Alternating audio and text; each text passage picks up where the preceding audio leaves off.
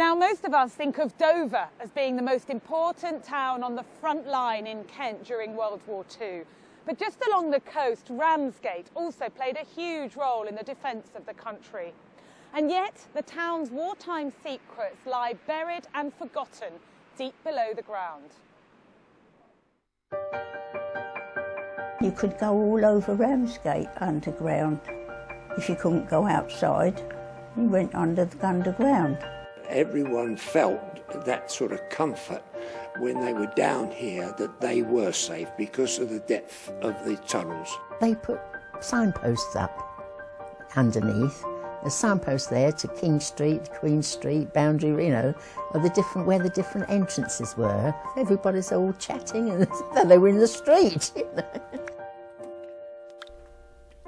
60 feet underneath the town of Ramsgate is this network of tunnels. We're in a labyrinth which is 3.5 miles long, and during the war this became a refuge, a secret underground town which saved the lives of many people. The tunnels were dug in just 9 months at the beginning of the Second World War. They provided shelter for 26,000 people. They've been abandoned for the last 75 years, but Phil Spain and the Ramsgate Tunnels team have been working on a project to restore them.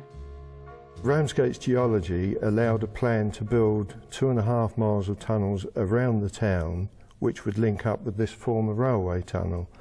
Initially they couldn't get permission from the government because it was against government policy, but they kept putting forward this case, and the Mayor of Ramsgate at the time, ABC Kemp, took up the cause. Now, he was known as the Mad Mayor. He pushed this project for the tunnels really hard, and eventually he won permission for them to be dug. At that time they were the only civilian tunnels sanctioned by central government. They've refused everybody else. The tunnels were soon to prove their worth. Saturday, August the 24th, 1940, was a day that's etched on the memory of many people who lived in Ramsgate. They dropped 500 bombs in 5 minutes, and it devastated complete areas of the town. But it didn't kill a large number of people? No, they all had time to get down in the shelters. 28 people were killed. So that Mad Mayor, his plan really came into its own very early on? Yes, he wasn't quite so mad as they thought.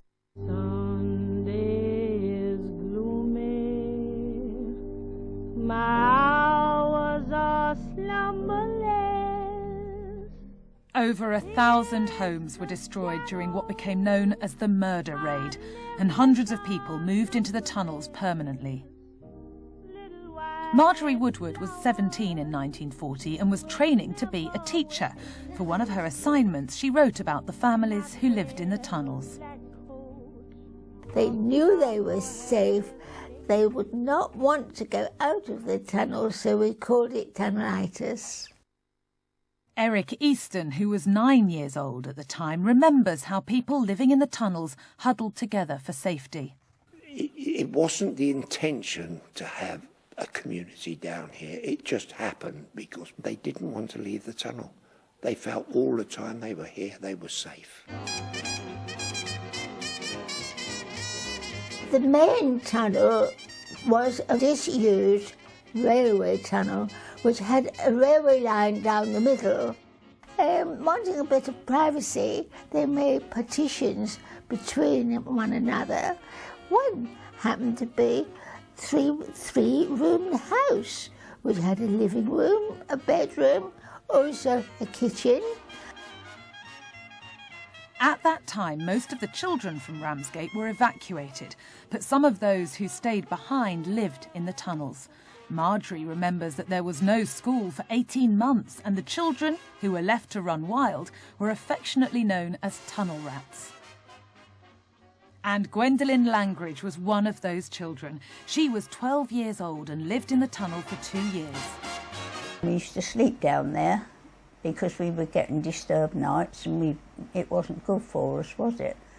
And so we used to stay, but in the morning Mum and Dad came up because he had to go to work, but us children stayed. And Well, we had a wonderful time. We used to go up to Dumpton Park Drive, had a lot of steps up to that one, and he had an aero boarding's post at the top, and he used to say, "Where are you kids going?" "Oh, we're just going out for some fresh air, so we're just going to stand at the top." And we stood there and got the fresh air, and then popped down again like rabbits. Run, rabbit, run, run, run. Elsie Steigel was 18 in 1940, and she remembers one particular man who lived down in the tunnels for longer than the others. His name was Shell. We called him Shell Maskell.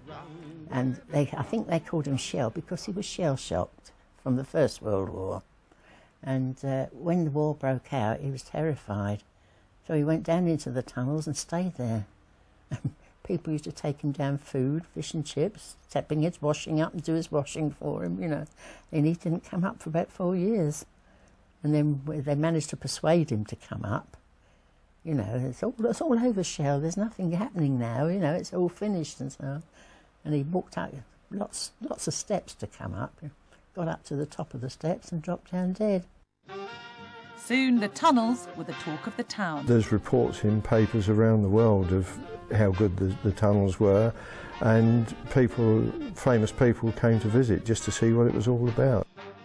Perhaps the most famous was the Prime Minister, Winston Churchill. He came to Ramsgate to inspect the damage on the August the 24th raid, and actually got caught up in another attack, and he had to take shelter in the tunnels. Right, so if it weren't for these tunnels, we might not have had Churchill. Quite possibly. He was told by our rather flamboyant mayor to put his cigar out before he entered because there was no smoking, so he was put in his place. Forget your troubles, come on, get happy. You better chase all your cares away. Shout hallelujah. Every year, the people of Ramsgate remember the 1940s with a wartime event on the seafront. Come on, get happy. Chase your cares away. And many people living here believe its unique history shouldn't be forgotten. I think we should be well known for our harbour rescuing so many men from Dunkirk, and the tunnels which were able to house our population during a bad time. I would like to see them opened again to encourage people. It could be, from an educational perspective, very good, and also from a tourist attraction, it could revitalise Ramsgate. It is so unique. I'm not going to say I'd like to go through it again, I wouldn't, but I wouldn't mind living down the tunnel.